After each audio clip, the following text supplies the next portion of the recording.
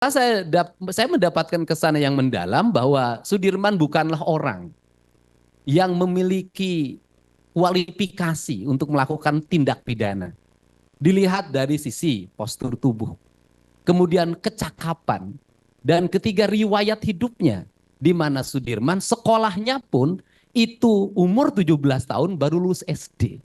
Artinya bahwa dia tidak memiliki kualifikasi atau kecakapan seperti orang-orang yang lainnya, apalagi melakukan tindak pidana pembunuhan dan perbuatan asusila.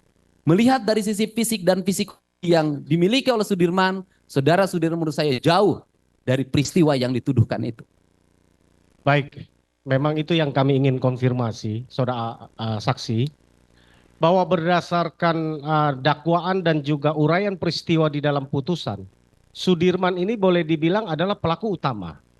Karena pada tanggal 17 Agustus di dalam dakwaan dan uraian peristiwa di putusan, Sudirman ini mendapatkan SMS dari DPO yang bernama Dani. Yang Dani dalam hal ini fiktif dan sampai hari ini belum pernah dihadirkan dan tidak bisa dihadirkan. SMS-nya pun yang bukti tanggal 17 itu ini adalah selama PK kami persoalkan tidak pernah dihadirkan di dalam berkas persidangan. Bahwa dia karena dituduh dia terus yang kesakatatal, lalu dia yang memprovokasi. Saya sependapat dengan apa yang saksi sampaikan tadi, bahwa biasanya seorang saksi pelaku utama, apalagi ini dalam unsur pembunuhan berencana, tentu dia harus aktif mempengaruhi orang, apalagi ini 11 orang, ya kan, mempengaruhi kan. Selain yang sudah disebutkan ada Dani Sakatatal, dia sampaikan SMS-nya. Masih berikut dengan Sudirman berarti 3 orang. Masih ada 8 orang lainnya. Ya, ada Peggy, ada Andi, kemudian ada yang lain ya. 6 terpidana lain yang kemarin mengajukan PK. Ya. Bahwa total ada 11. Ya. Rasanya memang tidak mungkin dia proaktif untuk mempengaruhi. Ya. Kesan apa yang saudara saksi dapatkan ya terhadap selain bahwa dia secara fisik tidak memungkinkan, secara katakanlah IQ-nya tidak memungkinkan, apalagi yang saudara lihat dia tidak mungkin lakukan perencanaan itu? Orang yang memiliki kualifikasi pendidikan tidak bisa menyelesaikan bangku SD dalam waktu cepat. Biasanya dalam lingkungan hidup sosial bukan orang yang menyuruh tapi orang yang disuruh.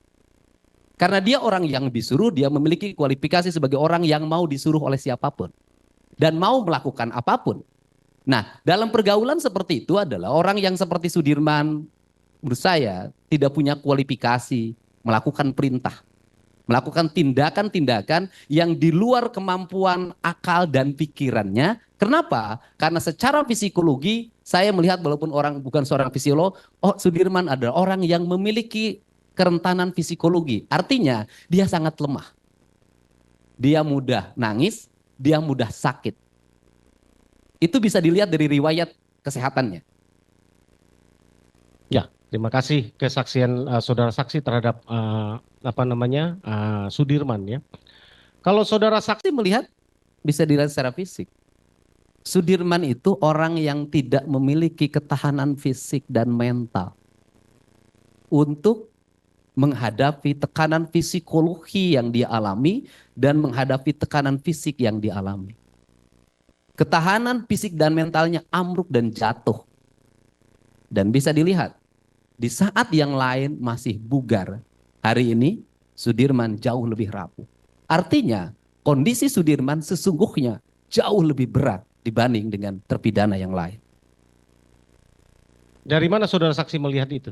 Dari kondisi fisiknya, dari cara berbicaranya, dari sikapnya.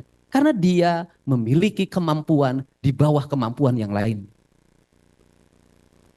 Dan tidak mungkin orang yang memiliki kemampuan yang sangat rendah menjadi otak pelaku. Ya. Setelah melihat nih, sesudah bertemu dan sekarang melihat persidangan PK berjalan, kami ingin tanggapan saudara saksi terhadap Sudirman selain tadi adalah yang paling rapuh, yang paling berat menghadapi siksaan tadi, apalagi kesan, apalagi yang saudara saksi dapatkan terhadap Sudirman ini? Sudirman merupakan orang yang paling berat karena dia mengalami tuduhan yang berat. Dia mendapat prasangka dari terpidana yang lain. Prasangka sebagai orang yang seluruh ucapannya dan tindakannya menjadi alat untuk membunuh teman-teman. Prasangka itu akan melahirkan tekanan psikologi yang sangat tinggi, sedangkan dia sendiri tidak memiliki kesadaran yang cukup untuk melakukan perbuatan hukum, beracara, menghadapi penyidikan, menghadapi penuntutan dan menghadapi penjara yang dia alami. Sesungguhnya Sudirman adalah orang yang paling rapuh di antara seluruh terpidana yang ada. Download Tribun X sekarang, menghadirkan lokal menjadi Indonesia.